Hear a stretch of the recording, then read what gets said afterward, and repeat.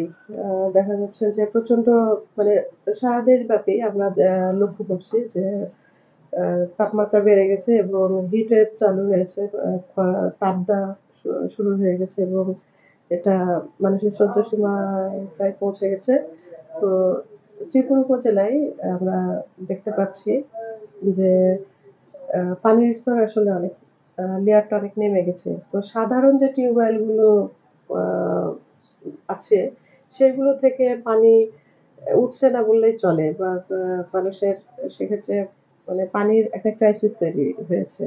তো সরকার থেকে আমরা যারা উম মানে আ আ সরকার থেকে বেশ কিছু প্রকল্প নেওয়া হয়েছে। তার মধ্যে জনস্বাস্থ্য অধিদপ্তরের মাধ্যমে সাবমার্সিবল পাম্পের আ আ পাম্পের মানে ক্লাস্টার ভিত্তিতে মানে গ্রাম ভিত্তিতে বা বাড়িতে দেয়া হয়েছে একটা নির্দিষ্ট সংখ্যা।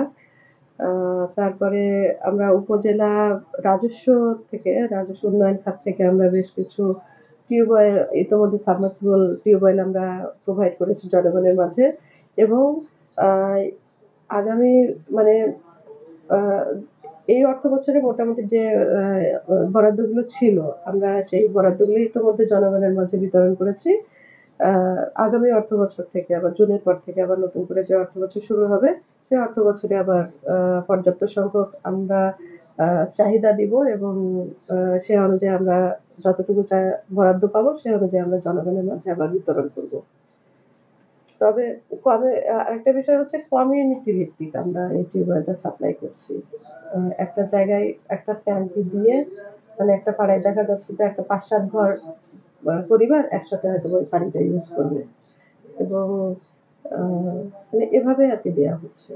ট্যাংকি কি আছে টিউবওয়েল? হ্যাঁ, ট্যাংকি তো ওই যে এখানে তো একটা ট্যাংকি। মানে গভীর পুরো একটা দেখা যাচ্ছে যে হয়তোবা ৪-৫ টা পরিবার মোটামুটি একটা ছোট এরিয়ার জন্য ছোট্ট একটা এরিয়ার মধ্যে একসাথে বড় ট্যাংকিগুলো নেমে যায়। তো সেই হিসেবে আমরা জনস্বাস্থ্য প্রকৌশল অধিদপ্তরের মাধ্যমে ইতিমধ্যে আ আ গ্রাম ভিত্তিক মানে পাড়া ভিত্তিক সাবমার্সিবল পাম্প, টিউবওয়েল সরবরাহ করা হয়েছে এবং তার মাধ্যমেই জনগণ আ আ পানি পাচ্ছে এবং আ পুরোপুরি চাহিদা যা সবার কমপ্লিট করা যায়নি।